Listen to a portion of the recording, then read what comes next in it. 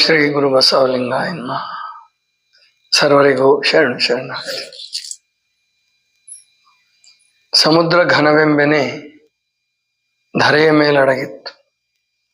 ಧರೆ ಘನವೆಂಬೆನೆ ನಾಗೇಶನ ಪಣಾಮಣಿಯ ಮೇಲಡಗಿತ್ತು.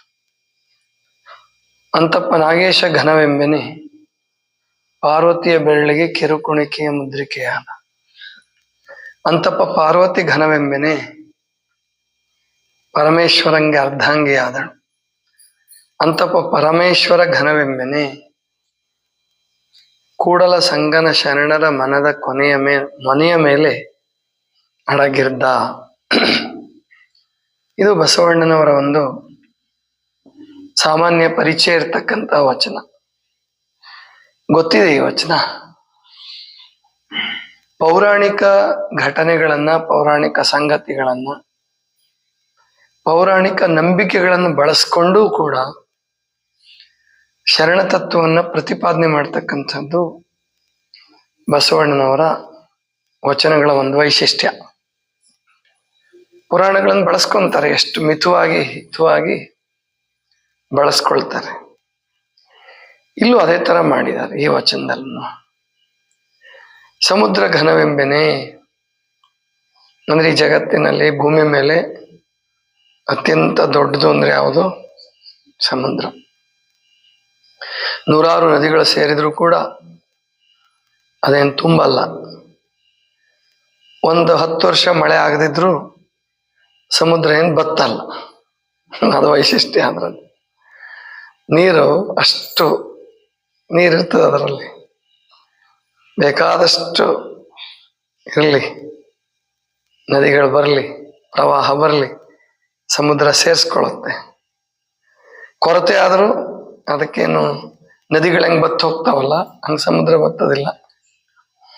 ಆದ್ರೂ ಇಷ್ಟು ದೊಡ್ಡದಾದ ಸಮುದ್ರ, ಸಪ್ತ ಸಾಗರಗಳು ಅಂತ ಕರೀತಾರೆ, ಎಲ್ಲವೂ ಭೂಮಿ ಮೇಲೆ ಇದೆ.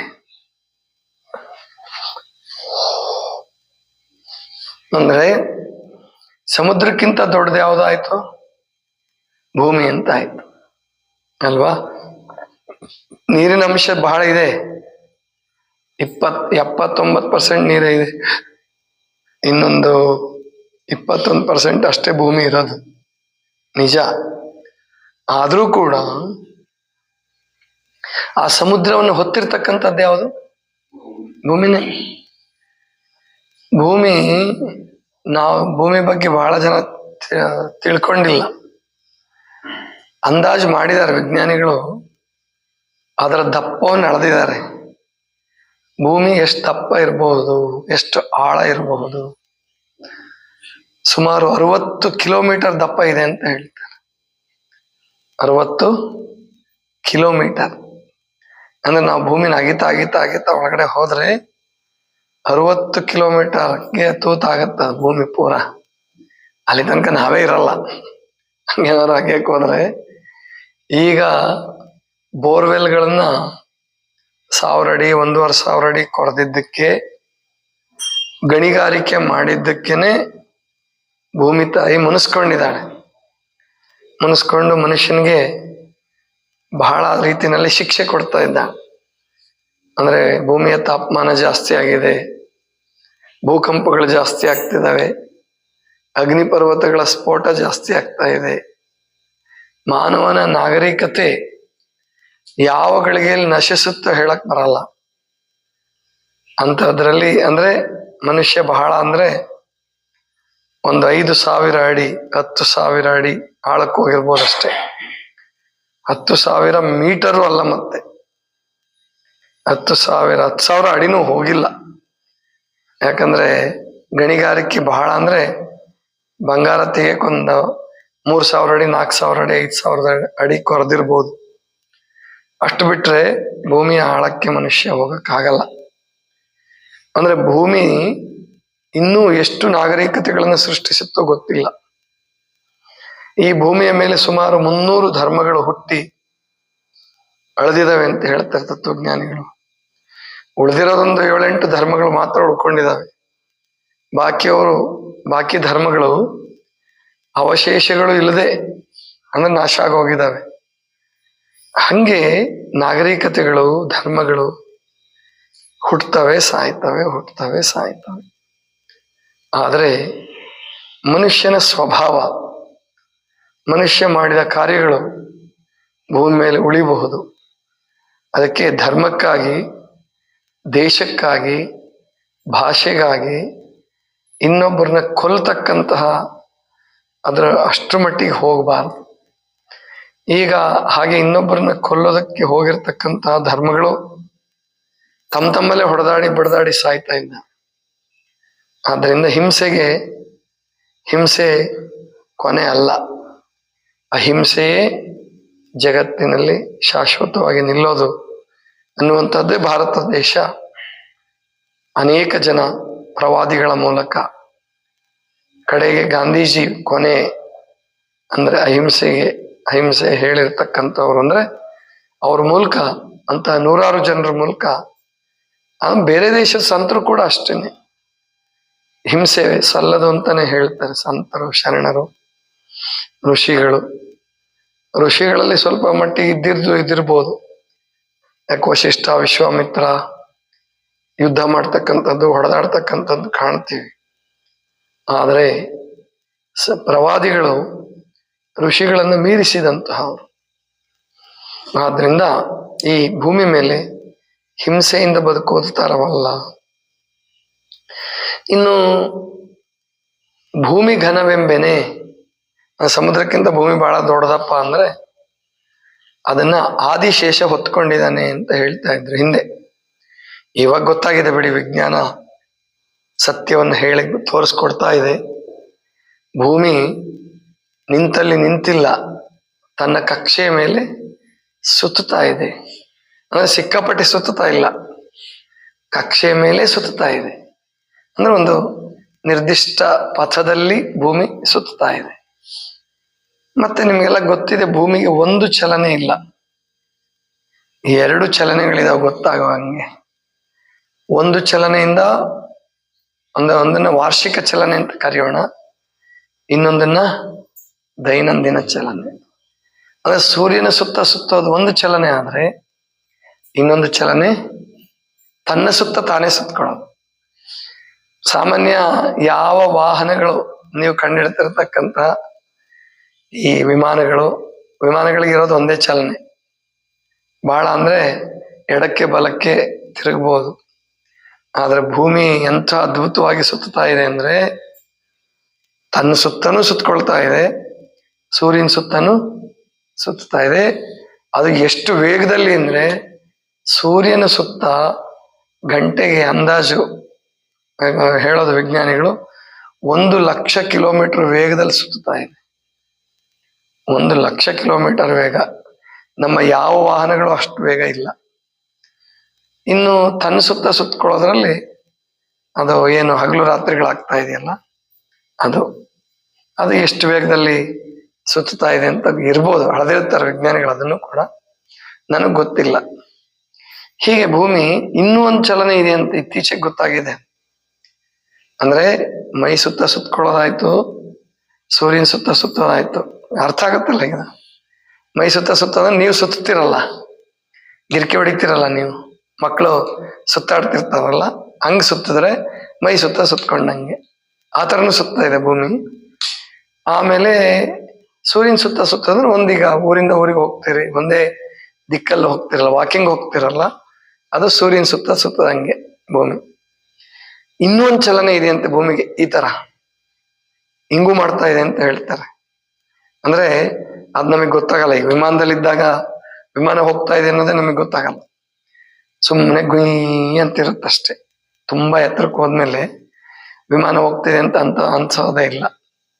ಒಮ್ಮೆಗೆ ಗೊತ್ತಾಗ್ಬೇಕು ಅಂದ್ರೆ ಆಕ್ಸಿಡೆಂಟ್ ಆಗ್ಬೇಕಷ್ಟೆ.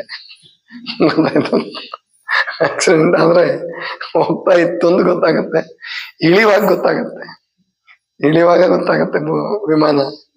ಆದ್ರೆ ಏರುವಾಗ ಗೊತ್ತಾಗತ್ತೆ, ಸುಮ್ಮನೆ ಚಲಿಸುವಾಗ ಗೊತ್ತಾಗಲ್ಲ. ಭೂಮಿದು ಹಂಗೆ ನಮ್ಗೆ ಯಾಕೆ ಗೊತ್ತಾಗಲ್ಲ ಅಂದ್ರೆ, ಇದು ಒಂದು ದೊಡ್ಡ ವಿಮಾನ, ಸಿಕ್ಕಾಪಟ್ಟೆ ದೊಡ್ಡ ವಿಮಾನ. 850 ಕೋಟಿ ಜನರನ್ನ, ಎಷ್ಟೋ ಅಸಂಖ್ಯಾತ ಪ್ರಾಣಿಗಳು, ಪಕ್ಷಿಗಳು, ಹುಳ ಹುಪ್ಪಡಿಗಳು, ಮರಗಿಡಗಳು ಎಲ್ಲವನ್ನು ಹೊತ್ಕೊಂಡು ಸುತ್ತಾ ಇರ್ತಕ್ಕಂಥ ವಿಮಾನ. ಇದಕ್ಕೆ ಇಂಧನ ಕೊಡೋರು ಯಾರು ಅಂದ್ರೆ ಪರಮಾತ್ಮ. ಇದಕ್ಕೇನು ಇಂಧನ ಯಾವುದು ಹಾಕ್ತಾ ಇಲ್ಲ, ಅವನು ಸುತ್ತಿಸ್ತಾ ಇದ್ದಾನೆ. 460 ಕೋಟಿ ವರ್ಷಗಳಿಂದ ಸುತ್ತಾ ಇದೆ. ಗೊತ್ತಾಯ್ತಲ್ಲ, ಇಂತಹ ಬೃಹತ್ ವಿಮಾನ ಮೊದಲು ಆದಿಶೇಷ ಹೊತ್ಕೊಂಡಿದ್ದಾನೆ, ನಾಗೇಶ ಹೊತ್ಕೊಂಡಿದ್ದಾನೆ ಅಂತ ಅನ್ಕೊಂಡಿದ್ರು, ಹಾವು ಹೊತ್ಕೊಂಡಿದೆ ಅಂತ ಹೇಳಿ.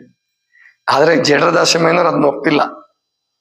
ಜಡರದಾಸಮೇನವರು ಆನೆಗಳು 8 ದಿಕ್ಕಲ್ಲಿ 8 ಆನೆಗಳಿದಾವೆ, ಭೂಮಿನ ಹೊತ್ಕೊಂಡಿದಾವೆ ಅಂತೆಲ್ಲ ಬರೀತಿದ್ರಲ್ಲ ಪುರಾಣನ, ಅದನ್ನ ಅವರು ಇಲ್ಲ, ಇದು ಸರಿಯಾದ ಕ್ರಮ ಅಲ್ಲ ಅಂತ ತಮ್ಮ ಒಂದು ವಚನದಲ್ಲಿ ಹೇಳ್ತಾರೆ. ಇದು ಪರಮಾತ್ಮನ ನಿಯಮದಂತೆ ನಡೆದಿದೆ ಅನ್ನೋದು ಅವರಿಗೆ ಡೌಟ್ ಇತ್ತು. ಆದ್ರೆ ಹೆಂಗಿದೆ ನಡೆದಿದೆ ಅದನ್ನ ಸಿದ್ಧ ಮಾಡೋದಕ್ಕೆ ಅವತ್ತು ವಿಜ್ಞಾನ ಇಷ್ಟು ಮುಂದುವರೆದಿರ್ಲಿಲ್ಲ. ಇನ್ನು ಅಂತಪ್ಪ ನಾಗೇಶ ಗಣವೆಂಬೆನೆ ಪಾರ್ವತಿಯ ಬೆರಳಿಗೆ ಕುಣಿಕೆ ಮುದ್ರಿಕೆಯಾದ. ದೇವಿ ಕೈಯಲ್ಲಿ ಹಾವಿದೆ, ಉಂಗುರ, ಹಾವಿನ ಉಂಗುರ.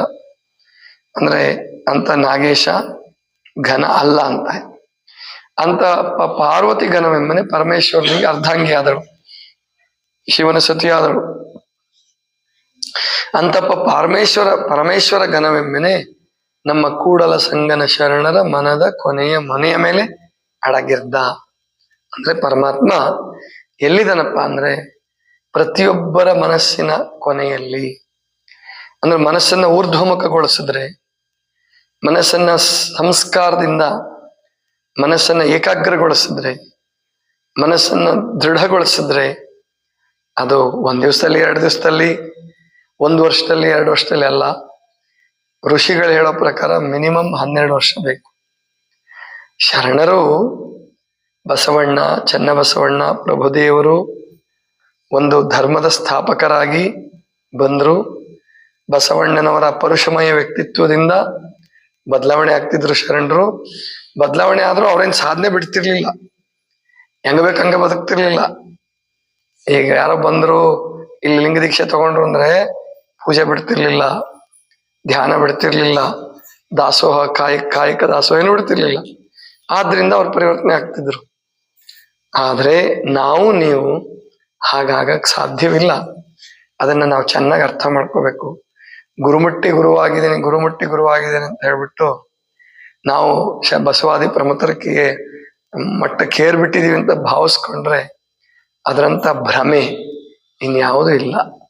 ಮುಟ್ಟಬೇಕಾದ ಗುರಿ, ನಡಿಬೇಕಾದ ದಾರಿ ಬಹಳ ಇದೆ. ಮೊದಲು ನಮ್ಮನ್ನ ನಾವು ಅರ್ಥ ಮಾಡ್ಕೊಳ್ಳೋದು ಅಂದ್ರೆ ನಮ್ಮ ದೌರ್ಬಲ್ಯಗಳನ್ನ, ನಮ್ಮ ಇತಿಮಿತಿಗಳನ್ನ ಅರ್ಥ ಮಾಡಿಕೊಳ್ಳಲೇಬೇಕು.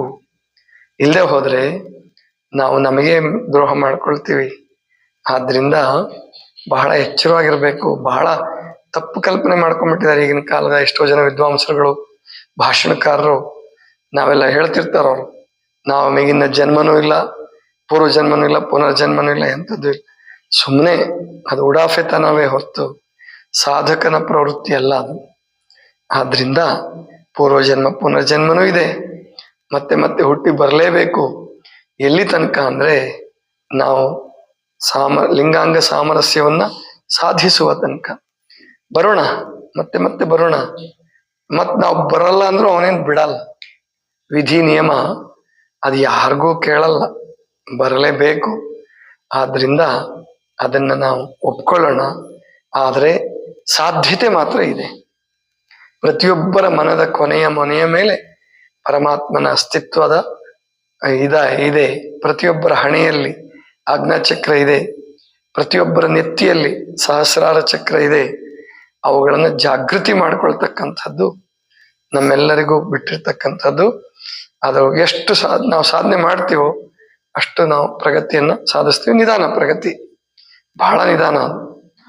ಈಗ ನಾನು 31 ವರ್ಷದಿಂದ ಈ ಮಾರ್ಗದಲ್ಲಿದ್ರೂ ಕೂಡ ನಾನು ಹೇಳ್ತಾ ಇದ್ದೀನಿ, ಇನ್ನೂ ನಡಿಬೇಕಾದ ದಾರಿ ನನಗೂ ಕೂಡ ತುಂಬಾ ಇದೆ. ಪ್ರಯತ್ನ ಮಾಡೋಣ. ನಾವು ಭಾಷಣ ಮಾಡಬಹುದು, ಬರಿಬಹುದು, ಹಾಡಬಹುದು, ಕಂಠಪಾಠ ಮಾಡಿ ವಚನಗಳನ್ನು ಹೇಳಬಹುದು. ಆದ್ರೆ ಮನದ ಮನೆಯ ಮೇಲೆ ಇರ್ತಕ್ಕಂತಹ ಆ ಪರಮಾತ್ಮನ ಜಾಗೃತಿ ಮಾಡಿಕೊಂಡು ಆ ಅಂಗಗುಣಗಳನ್ನ ಗೆದ್ದು ಲಿಂಗಾಂಗ ಸಾಮರಸ್ಯವನ್ನು ಸಾಧಿಸೋದು ಒಂದು ಜನ್ಮದಲ್ಲಿ ಆಗತಕ್ಕಂತಹ ಕೆಲಸ ಅಲ್ಲ. ನಾವು ನಿರಂತರ ಸಾಧನೆ ಮಾಡ್ತಾನೆ ಇರಬೇಕು. ಇದಿಷ್ಟು ಇವತ್ತಿನ ಚಿಂತನ. ಸರ್ವರಿಗೂ ಶರಣ ಶರಣ.